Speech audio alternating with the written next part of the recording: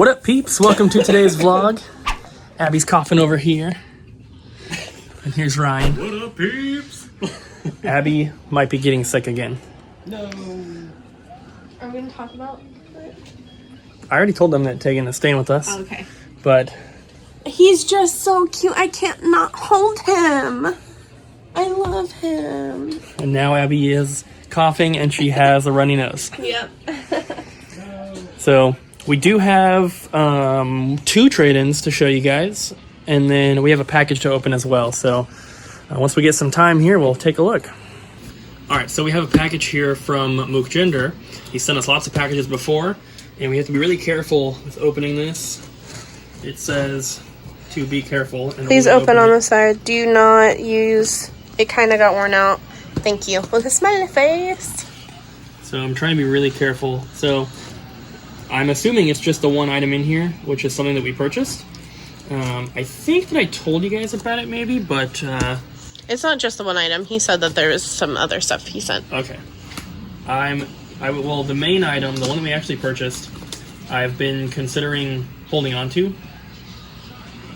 So, not 100% yet, but I kind of want to hold on to it.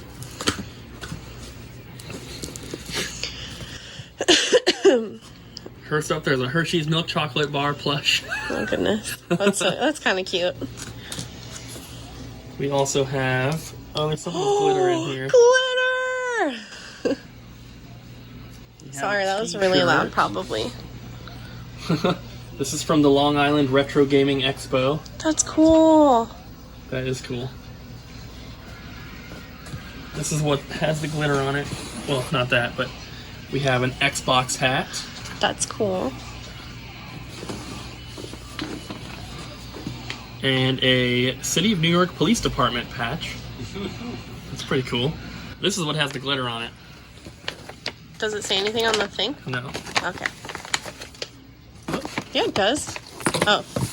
It's a Forza Horizon 3 lanyard. And another t-shirt.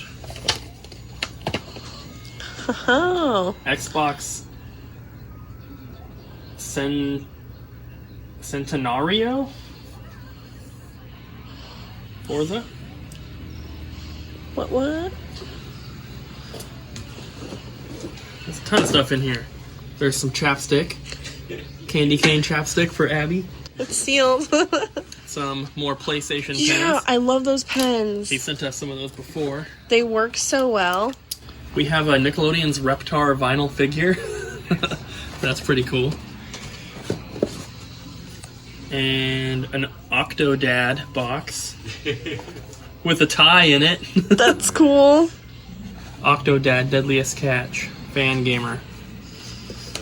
Hey, Fangamer is where I got that stuff from. Little Zelda bag with, sounds like a button in it. Long Island Retro Gaming Expo buttons. In a really cool bag. He's always sending us so many, like, extras. This is a Halo 5 Ooh, the Guardians poster. one. It's like a thick cardboard poster. Oh, there's another pen. Those are cool. These are some Mario figures, but it's... I mean, it definitely looks like a knockoff. What do they do? Oh, they're just Says cute. Cute character set, but there's no Nintendo logo, there's no Nintendo seal or anything. It doesn't matter. They're really cute. They are cute. Especially that Yoshi. He's adorable. And then... I think there's something else before we get to the actual thing. May your holidays be festive and fun, dude. That's Pretty. There is some more stuff in here. That is very cool. Okay, we have some more pens, and then we have a little Mario notepad with some Mario, Luigi, and Peach pencils. That's so cool. And then, yeah, that's everything out of here. So, Oh, I didn't even see you take that. Oh. Here's the main item. All right, so we were filming this earlier. Customers came in, so we had to stop. Luckily, it was at the perfect time. So we're going to continue on here, opening up the last item from this package from Moosinder. Like 2 hours ago that we started. It was a while this. ago. Ryan's already gone for the night, so it's it's a little bit past 7 now. But that is fine. I think he taped it in, yeah. This is the items that we actually bought. So everything else that you saw were things that he threw in, which, thank you, Moosinder. That's very, very kind of you. You don't ever have to throw anything in, of course.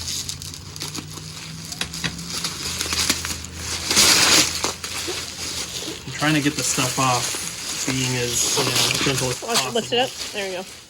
It looks like he has it taped. Not anymore.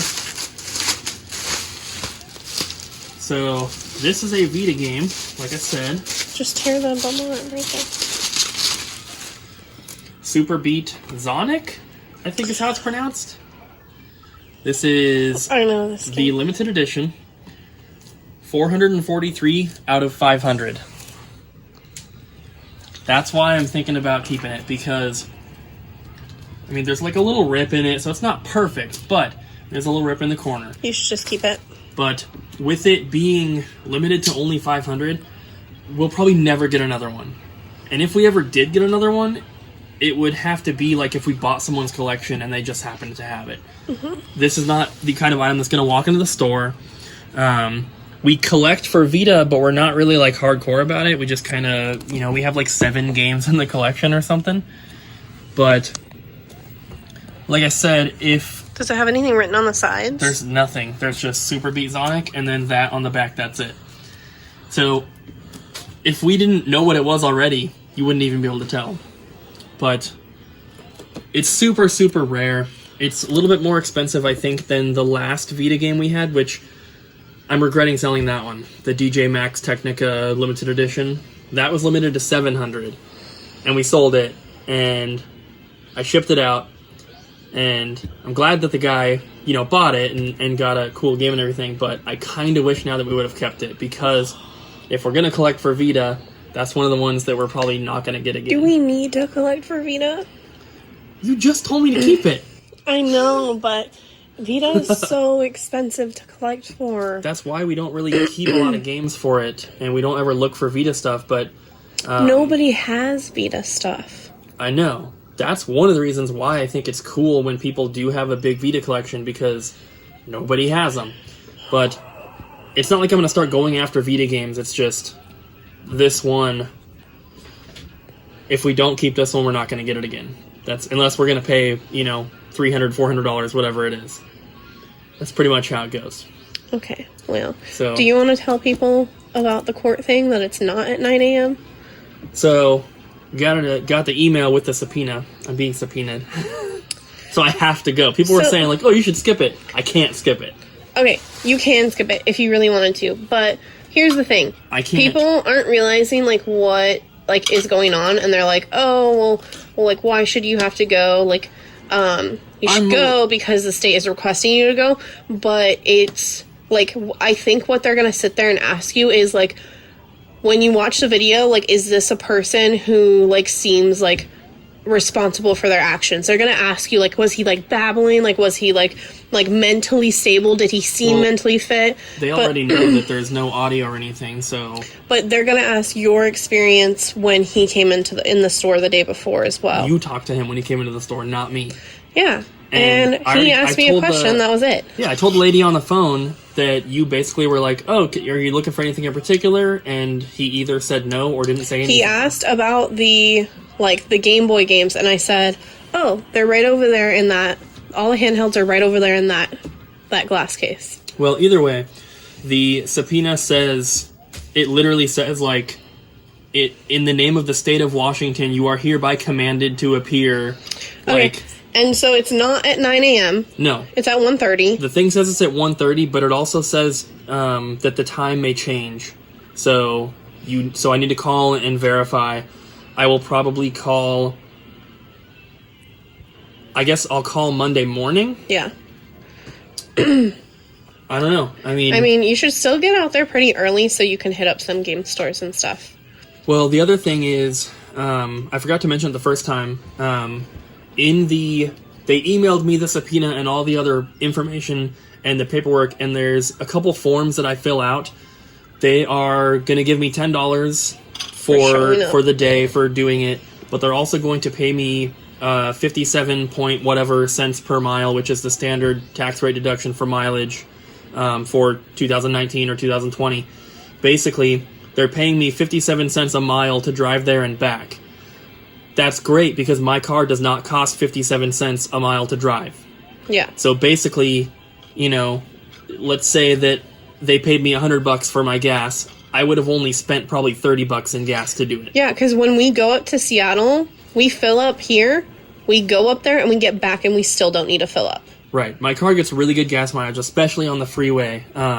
We get like 40 miles per gallon average on the freeway when I just have it in cruise control mode. So I will make some money doing it, which is kind of cool. And it's, it's actually in Tacoma, not Lakewood. So it's even a little bit farther. The address is Lakewood because you're going to the hospital. So Cooper's not actually... The address that I saw on the email said Tacoma. The address of their thing at the very top says Tacoma, but the address of where you go is in Lakewood. It's the hospital up there, the psychiatric hospital. Well, so Cooper's not actually going to the courthouse. He is going to the psychiatric hospital where I'm assuming they have a court area. Yeah, so I guess we probably didn't explain it too well the first time, but from my understanding, what we're doing is he's been in the mental hospital already. But he was down here in Vancouver. But he was in a mental hospital. Yes. He went to his first hearing or trial or whatever you want to say. A couple months after he was caught. Yes. They ordered a psych evaluation, determined that he was not fit to stand trial, so he went to the mental institution. Yes. He's been there this whole time, and this hearing is to determine whether he is now ready to stand trial or if he still needs to go back to the mental hospital. And then in November, he had an additional trial in which we were not requested to go, and that's when I think they moved him up there, because I went and I looked last night, and it shows that there was a transfer November 11th, where he went up there. So I think they were not capable of long-term housing. When I talked to the lady on the phone, she asked me a bunch of questions, and I'm assuming that the questions she asked me on the phone are the same types of questions they're going to ask me when I'm there, which was basically, what happened? What did he steal? How much damage did he do? And she was asking really weird questions that it's the answer is well, duh, obviously. She said, is the damage shown in the security camera footage consistent with the damage that you saw in the store when you got there? And I'm like, well, yeah. Well, and how would it be different? Well, the reason she's asking questions like that is because I'm sure that was recorded on her end. She was writing everything down. She was, absolutely. She even told me, she's like, if I take a while to respond, it's because I'm typing out your responses, and I could hear her typing. The thing about that kind of stuff is, legal and, police officers, they are never allowed to help you out with something. If you're oh, well, you're asking somebody a question, and you're oh, well, did they have long hair? You can't, or, no, that's not a good example. You can't be suggestive in your question, which is why she was asking all those, well, duh questions kind of thing, because she can't be suggestive about it. It makes sense, it was very odd it was you have the police report. It was I'm holding this up, and I'm like, hey, Abby, is this orange? No. And you're yeah? But either way, it looks like it's going to be at 1:30 instead, so I don't have to wake up incredibly early. I'll probably have to leave around the same time you leave to come to the store. Yeah. You might want to leave earlier so you can, hit up some Goodwills and stuff. I figured I would just stop at places on the way back. There's not even that many places to go to, honestly. Are you going to go to Cham Garden without me? No. Yay! There is Super Smash Games in Tacoma. They have a new arcade. They also have a smaller location in Olympia. And then, other than that, I could stop at Entertainment Epic in Longview. Yeah. And then there's, a couple Goodwills, but that's it. So, I don't know. I don't really feel like going to a ton of places. I do want to go to Super Smash because it's awesome, but yeah, we got our other than GameCube that, kiosk from them. we got our sealed Pokemon box from them. And we the got only our reason factory sealed N64 controllers from them too. the only reason we got that Pokemon box is because that guy was like trying to be like bragging rights, like Yeah. in your face, I have a sealed Pokemon box, and then we're like, well, how much is it? And he was like, Yeah. So we don't have any other trade-ins, do we? Do we haven't shown yet? I don't think so. No. But we got a message about the spreadsheet kind of stuff that I showed you guys the other day with a really, really awesome idea / suggestion. And I started working on some stuff. So here in a minute, I will show you guys kind of what I've done. The thing that I showed you before, we can still do that, but it's primarily going to be for like cartridge only type stuff at this point. But I'll show you. It's game changing. Pun intended. All right, guys. So we had a message from a guy named Gareth. Lives in the UK, and they actually came to Portland Retro Gaming Expo, and we met them there, which was super awesome. And I remember them because they're the only ones that had an English accent. But Gareth sent us a message after seeing the vlog the other day about the spreadsheet stuff, and he had a suggestion or an idea that, like, Abby called me out to read the message to me, and as soon as she started reading it, I was like, whoa. First off, why did I not think of that? And second, that is freaking brilliant. So, I've changed some stuff up. This is kind of what you guys saw before, where I had all the game names and the different prices, and I had to make sure all the spelling was the same and all this stuff. So, what we did is we have another little sheet down here now. This is where the info is stored that the thing looks from. So, we'll go all the way up to the top here. We have the UPCs for all the games, the name of the game, the vendor information, which is where we get it, the product line, which is the system, the department, which is game, system, or accessory, color, which that's just what our color is, what our inventory system calls that category, but we just use it for the condensed version of the name, and this is actually what is shown on the price tag. Then we have the cost over here. So we need the UPC for everything, which was the main difference here, and as you can see, I have an Xbox 360 game and then a bunch of Wii games, then a bunch of GameCube games. The Xbox 360 one and the Wii games, I scanned manually and enter all this info. Then I have the entire North American GameCube library, completely done with prices and everything. This has taken me a couple hours to do, but luckily, I found a spreadsheet online with the complete GameCube set in it, but it also included all of the UPC codes. So I cannot find that for any other system. I have looked for PS1 and original Xbox, and I can find lists, but I can't find ones with the UPCs included. So if you guys can help, if you can somehow find a list of every North American game from a specific console with the UPC included, and if it's in a spreadsheet, that's even better because I can just copy and paste.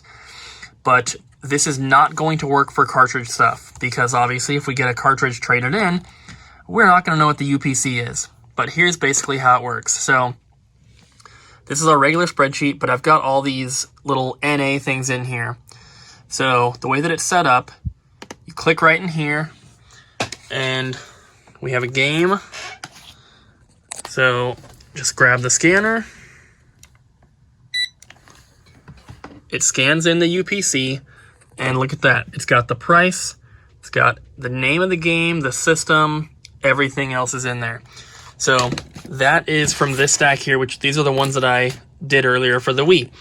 But the GameCube stuff, I have gotten it all done, but I have not tried anything. So how it should work is because I have the entire GameCube library in there, I should be able to grab any GameCube game in the store, scan the barcode in here, and it should pop up with all the info. So I grabbed 3 games off the shelf. Just random titles. I just grabbed a little stack. So I've got it right in there. We're going to scan. Pops up. And look at that. It's got all the info.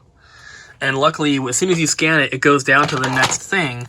So we're going to scan these two. 2 more in there. Look at that. This is a game changer. This is amazing. So, like I said, it only is going to work for games that come with their cases. And even for Genesis, it's not really going to work because the title or the UPC or the title or whatever it is for the game will be the same whether it's loose or complete, and those have 2 different prices. Luckily, we don't really sell loose disc games in the store, so that's not really an issue for us. So the prices for this kind of stuff is always pretty much going to be the same. But I'm asking for your guys' help because I have searched a little bit and I can't seem to find them, but I need complete lists with UPCs. If the UPCs are not included, the list is not helpful to me, unfortunately. But I need them for PS1, PS2, PS3, original Xbox, Xbox 360, Sega Dreamcast, Sega Saturn, Sega CD, Nintendo Wii, Nintendo Wii U, and that's probably it. PS4, Xbox One, and Switch are going to be too new because I'd have to continually update it. And then, like I said, cartridge stuff is not going to work. DS, 3DS stuff will not work because we sell them loose and complete. PSP will not work. Even PlayStation Vita will not work because we sell them loose and complete with 2 separate prices. So, for the ones I listed off, if you guys can find that somehow, that would be awesome. I'm pretty sure that I could do it myself. It's just going to take forever. So I just wanted to kind of ask for some help. If you guys have any idea of where I could find those lists with the UPCs, please let me know. The GameCube one, I got really lucky. On like page 3 of the Google results for complete USA GameCube set, I found a forum post where a guy had a link to the spreadsheet that he made.